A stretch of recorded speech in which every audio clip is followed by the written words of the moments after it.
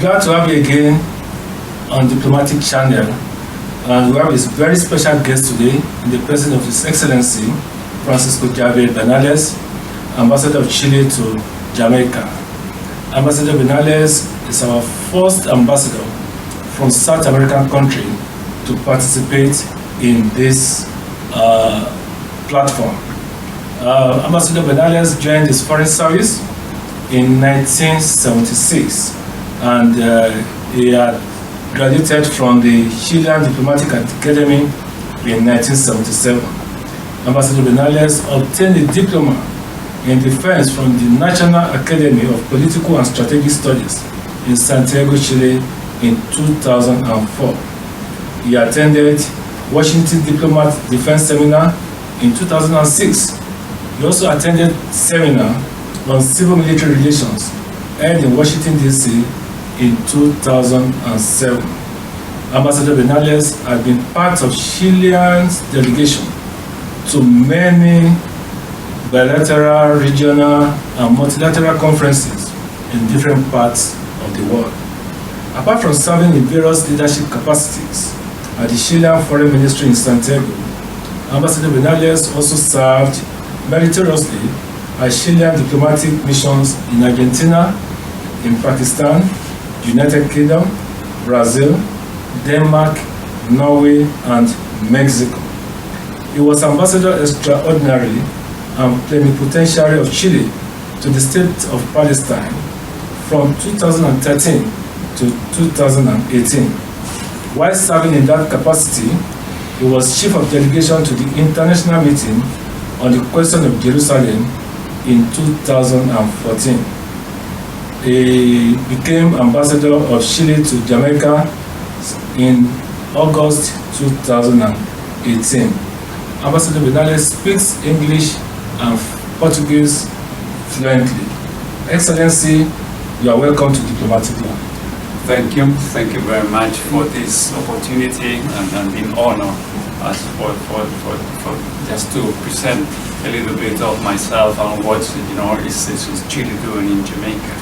But I would like just to know that apart from Jamaica, I'm a non-resident ambassador to Antigua and Barbuda, Bahamas, Dominica, St. Kitts and Nevis, St. Lucia, and as a permanent representative to the Seabed Authority, right, and as well to the OECS in St. Lucia as well. Right. So apart from Jamaica, so all in all, I have 7, different house hats or responsibilities. Yes. So it's a lot. It's quite a busy and absolutely, fascinating agenda. Right. Thank you. Yeah, thanks, Ambassador. From what you just said now, it's a combination of bilateral and multilateral diplomacy. How are you coping with the 2 assignments at the same time? Look,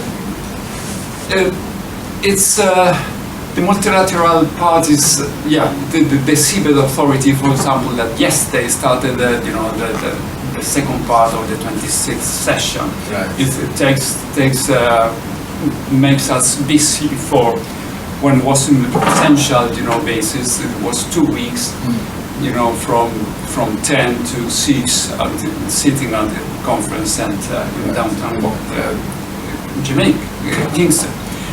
But it is fascinating, even though quite technical matter, so the seabed. But okay, so we cope. Yeah. So we, even the other point that we are quite a small mission, so we are only 3 diplomats here. Right. So, attending the meeting there, it means that my deputy and myself will spend for almost two weeks, sitting at the desk. But we have to have longer working days and sometimes, working a little bit from home. So in order just to tackle all the, daily, things, matters. Yeah. Thanks, Ambassador. You joined the Foreign Service in 1976. At that point in time, what was on your mind? Oh, this is a question that I've been, thinking about, because what led me to that is maybe it sounds a little bit, I don't know, silly or frivolous or whatever, but as a boy I was an avid reader. Right. So at that time, it was quite in fashion, or in Chile, this Italian author that's called Emilio Salgari, or Kipling, for example. So there were, all these stories happened in exotic places like Egypt, India, and I don't know, I always got fascinated. And, part of my youth, it was spent in my family's farm in the southern part of Chile. So I was not in the capital, so it was important for me just to have a sort of a broader horizon.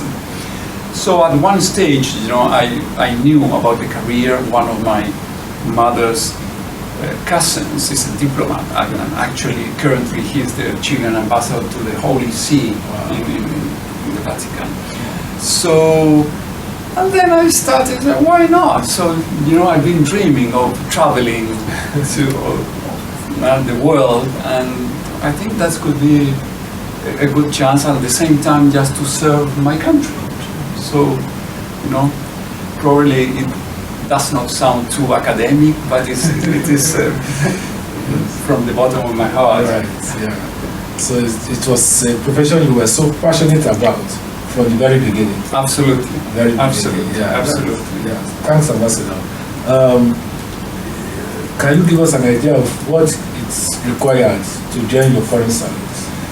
Look, now, when I joined, the requirements was different, because it was more than 40 years ago. The only thing that was having written test, language, and a personal interview. The tests were quite tough, and the personal interview could lead you to any topic. Just international politics, or just personal things, or maybe just like your question. Right. Why do you like, or why are you interested in becoming a diplomat? Right. And but today, you need to have a formal professional title, and then the diplomatic school is short. In my time, it was 2 years, and I understand now it's around 1 year, because since you're a professional, so you have all days, especially if you're a lawyer, for example, so you have international law and all of that. So in my time, the only requirement was passing the test, and the idea of the government at the moment was to have young people. So there was an age limit that was 25. When I applied, I was a kid. I was 19. Wow. So I wonder if today I would have been able to pass all the tests, because I studied, I don't know, I prepared myself with a cousin that she both of us, entered or joined the foreign service, and both of us, ended as ambassadors. But I knew absolutely everything from everything, and so it was quite mad, but it was fascinating, actually, fascinating. So today, as I mentioned, yes, you have again the professional title, and then just of course the test, yes. and then basically the same thing, languages, and then this personal interview. When you talk of professionals, you did mention the law. For instance, for somebody who studies law, can be admitted to the foreign service, having satisfied other conditions. Do you have professionals like architects, engineers, doctors in the foreign service? Yeah, there is one doctor, but there are mainly people who are coming from the law school or economics. Right. So, but they are much more related to but there are some other, but few of them. And because I think one colleague studied geography, for example. Okay, that's related to the world. But in general, you know, I would not venture the percentage, but most of them are, you know, lawyers. That, you know, I didn't study law. As mentioned, I left the university. I was studying, you know, business administration, and I left the college in order just to join the foreign service. But during my career, especially when I been consul or just a secretary or a diplomat, you know, law is absolutely necessary in my opinion, especially international law and even, you know, penal law. So this is having you know a law a title or profession certainly is an asset. As a very senior diplomat from the Chilean Foreign Service, can you share with us if in that service you have what you call experts in different areas of diplomacy? Like you have experts that are basically focused on multilateral issues or subjects? No. Unfortunately, in our service, or in very seldom cases, you know, you are specialties. So normally we call themselves a generalist. You know, for example, my first experience was the deputy at the consulate in Buenos Aires, and then I followed to a bordering city with Argentina. It was Mendoza. Then I moved from, you know, a neighboring country as a consul to Pakistan, just across the world, and to an embassy, and a different language, different culture, different religion. So that was quite enriching. And then, you know, for maybe 30 years, my posting were to embassies. So in 2010, you know, I went to Washington to the Organization of American States. So that was my first multilateral experience. That was absolutely fascinating. So all in all, you know, I have covered the three areas: the consular, bilateral, and multilateral. And all of them have, of course, the importance and the fascination of myself. As a consul, you help people. For example, especially in Argentina, it's a neighboring country, so there were a lot of people, and especially in this neighboring town, in Mendoza, you know, we have the huge mountain, the Andes Mountains. So during winter, so the roads blocked by snow. So one year, for example, the road was closed by 3 months. So people were stuck in there. So people that didn't have, you know, money to pay for airfare. So we have to solve the problems, to, you know, find accommodation, you know, food and all that. So just working with people is different than working, you know, as a bilateral thing that you are, you know, coping with politics and or bilateral relations, or let's say trade. Right. So it's completely different. Thank you so much, Excellency. Let me ask again, what is the established posting circle? I mean, in terms of diplomats going out, coming back to the capital, going out again, what is the circle like? Oh, you know, in our foreign service we have quite strict rules. So you spend 5 years abroad and 2 years in Chile. So it's quite strict. Even though during the last years there have been some exceptions. So, but basically it's 5 and 2. As an ambassador, so there is not a written rule on that. So, I've been as an ambassador for 7 years now. So I don't know if it's time to go back, but I haven't been called. Thank you, Excellency. In the course of your diplomatic duties, you have traveled to different parts of the world. Can you share some of the pleasant experiences and the not too pleasant experiences? Oh gosh, this is you know, in every mission I have you know, interesting, because pleasant and probably sounds a little bit how do you say, I don't know. But for example, interesting experience, like I was in Washington DC when President Obama was elected. So I was, you know, witness of this, all the crowd going to the mall. You know, at the time, my older kids were teenagers, 16 or something like that, I was 17, and they went to the mall. So they spent, you know, all night with a freezing weather. It was that 20th of January, but it's so freezing that, you know, the museums opened their doors for just the crowd to come in, and they would offer coffee because it was really freezing. So it was a quite, you know, important and quite historic moment that I led. For example,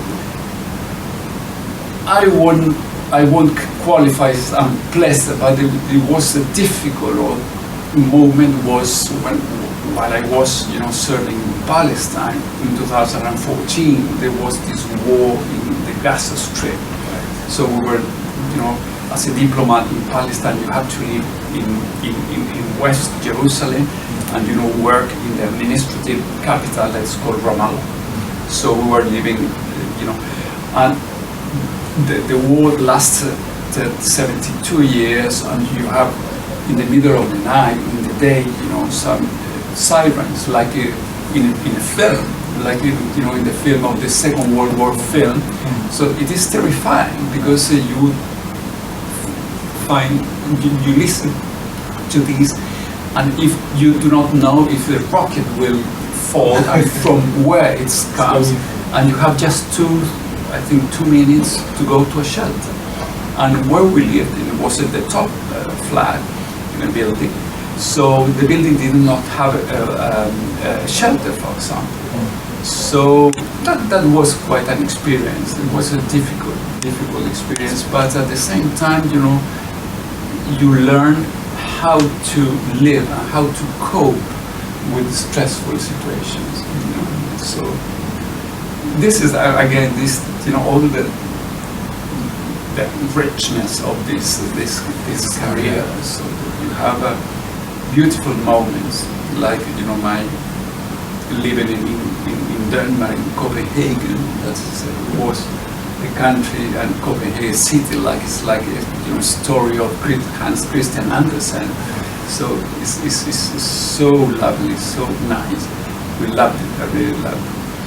But at the same time, you have to learn how to take the best of any part. Thanks so much. Your Excellency, you have said something very, very important, you know, in this career, in terms of making use of the best out of every situation. You joined the Foreign Service in the 70s. Can you tell us how diplomacy was at that period? Oh, that was gorgeous, because at the time we didn't have emails, we didn't have WhatsApp, we didn't have, you know, the mobile ringing 24/7 or during the weekends or at 10 p.m. or whatever. So certainly, you know, things were different, were slower.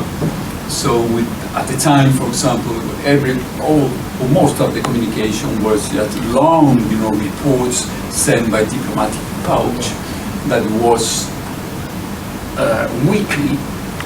And for example, now we have monthly diplomatic pouches, and basically we're not sending anything, you know, we are receiving, for example, passports and all things, but all the, you know, the information and the reports I send, you know, from the computer here.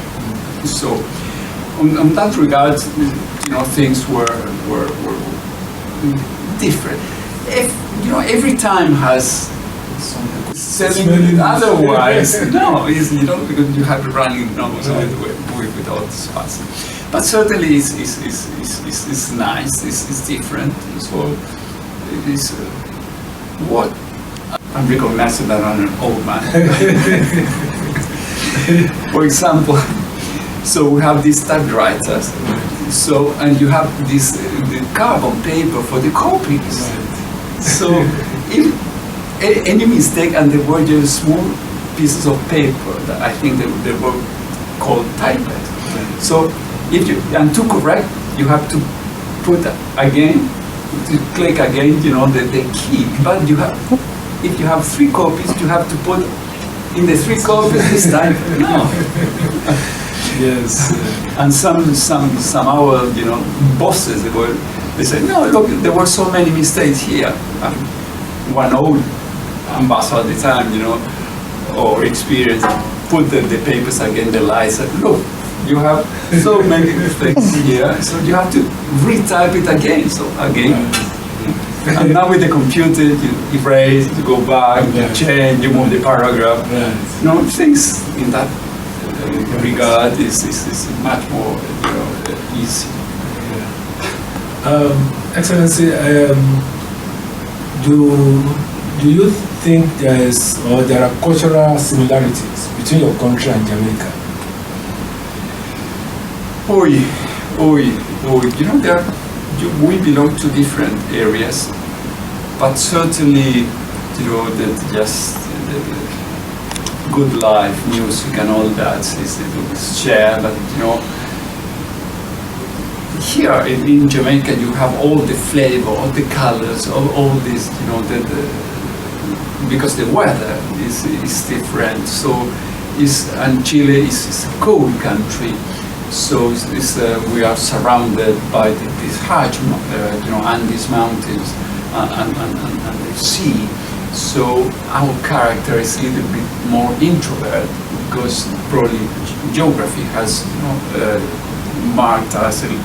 And here you have all the African culture and all the, you know, the joy of life that the weather, you know, gives you. So it's quite, and all the lushness here.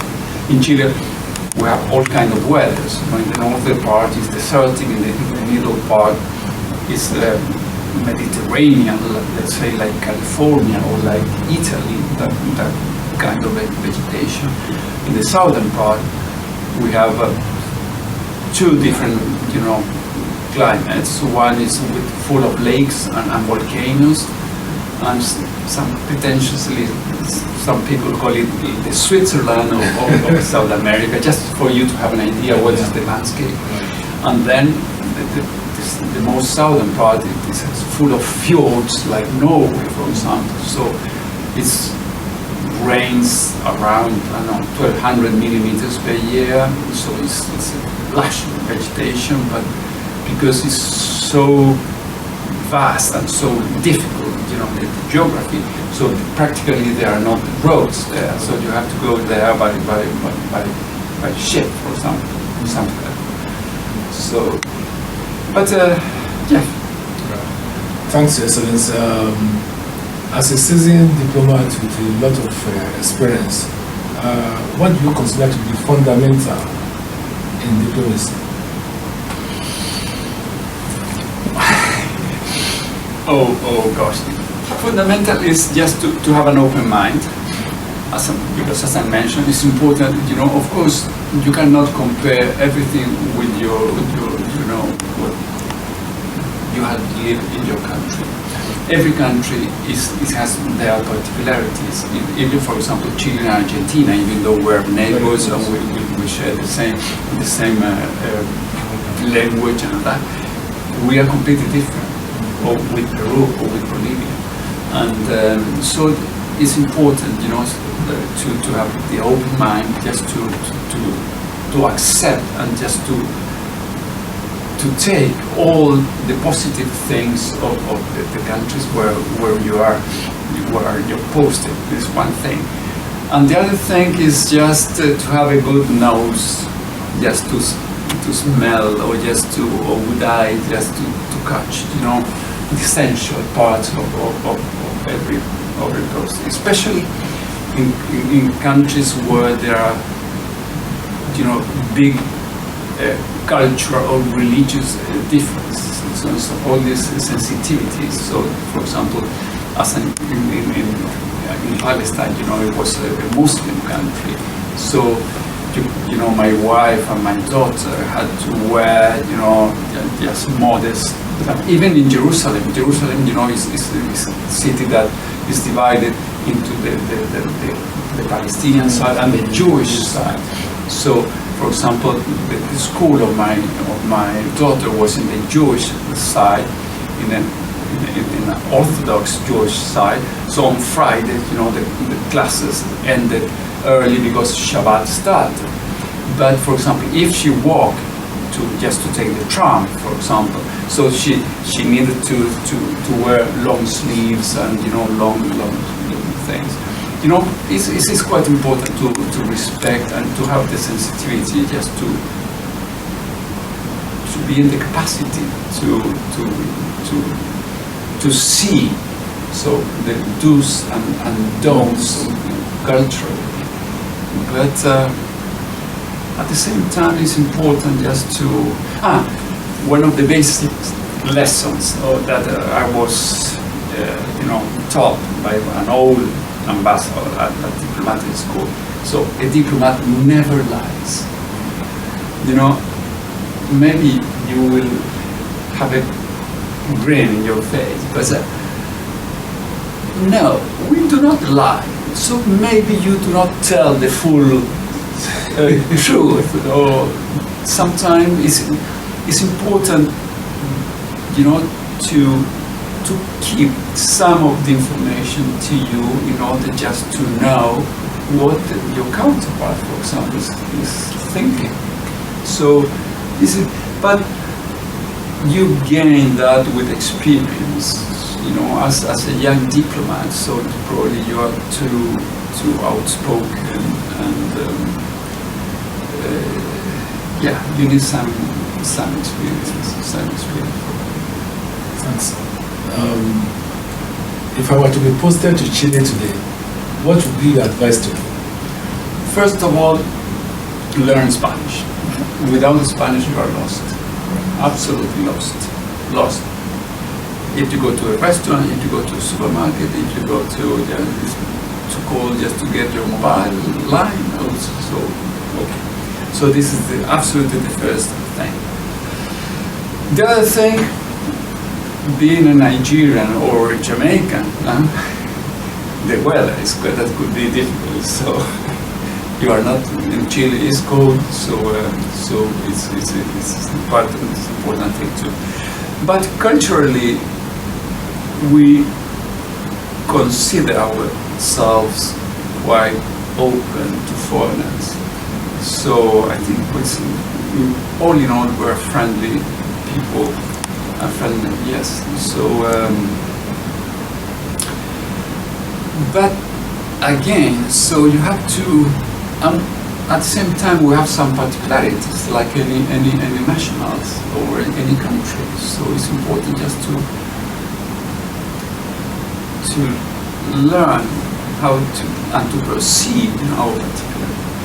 The other thing, difficult, you know, thing that for a person, for a foreigner, or especially someone that does not have, you know, Spanish as the mother tongue, that is the way we talk. Right. So we have so many. The slang is so difficult, even for me, you know, living abroad. When I arrive to Chile, sometimes I do not understand what the young people are talking about. You know, because I really understand there are new words. So this party, I think, is. But all in all, you know, it's a lovely posting. I understand, and not because I'm a Chilean diplomat, but that most of the diplomats love, and you know, their dream is being posted to Chile, because at the same time, you know, we are quite a Western society. We have, concerts, we have operas, we have a good international cuisine, we have good, the landscape is amazing. For example, on Saturday you can be skiing. It's just 50 kilometers, so around 30 miles from the capital. And on Sunday you can go to have a seafood lunch at the sea. That is 120 kilometers. So this is lovely, and all this variety of climates and especially landscapes. So this is quite a fascinating country. Thanks, Your Excellency. You have been in Jamaica now for a little over 2 years. How has it been? Great. Look, it has been quite interesting experience. And let me just tell you a personal situation. I was in Ramallah. At the time there was the presentation of the Chilean guitar player that performed in an 11th century chapel in Jerusalem, in Bethlehem, sorry. So it was absolutely gorgeous, presentation with this stunning setting, with this 600 years or 800 years old chapel, and it was quite late. I was arriving home, and the cell phone rang, and it was the Vice Minister saying, "Oh, Francisco, look, we are going to send you to another post." Okay, oh, that's fantastic, but I'm so happy. And it is Jamaica. And I said, immediately, with any second of doubt, yes. Why? Because in 2011 and 12, I was deputy at the Department of North America, Caribbean, and Central American Affairs. So I knew that how was the relation of Chile with the CARICOM. I even, prepared the second joint committee, Chilean and CARICOM. So I worked a lot. So at the time I was in Santiago. So we, all the CARICOM minister or high, officials flew to Santiago. So we prepared a fantastic program. And after that, I even accompanied President Piñera in his first, government to Paramaribo in Suriname, just as Chile was invited to the CARICOM, summit. So I was involved, in a certain way for little less than 2 years with CARICOM. So, and basically we have a lot of development programs here. We have a very successful, for example, Spanish teaching program with with the JDF, with UCC, the university just around the corner. So it's so rewarding being here. I'm busy. I'm not like most of my friends say, "Oh, you're on holidays in Jamaica, you're drinking rum and wearing a bathing suit." No, not at all. I'm busy. My days are busy. So we have many programs. As I mentioned, having Jamaica plus 5, non-resident concurrences. It means whenever to prepare a note, I have to prepare 6 notes, so it's time consuming sometimes. Not all the time, or very seldom we receive the documents in English, for example. So we need to go to lengthy translation sometimes. But it's fascinating. It's really fascinating, and Jamaica is absolutely gorgeous island. With this load of work, have you been able to explore the tourist attractions in Jamaica? Oh, yes, of course. There is always time. There's always the weekend. There's always holidays. Right. So yes, of course. I've been just to maybe the regular tourist attractions like Ocho Rios, Port Antonio, you know, and the Real, that I loved it. Morro Bay, of course, Appleton State, the south bit of Chile, because the sea, you know, is rougher. It was rough, like in Chile, you know, have huge waves. So in the northern part, there are just a couple of bays with just no waves. So I really love, you know, Treasure Beach, or Frenchman's Cove, for example, or the Blue Mountains. I've been around, maybe not as much as I would have loved, but Negri is particularly attractive for me. I think it's have this sort of a beach atmosphere that I cannot find, for example, in Mauvais, because Mauvais is just hotels.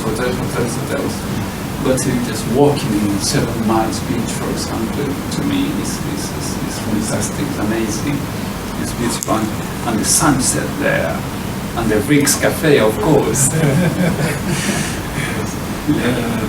Excellency, how about the music and the cuisines?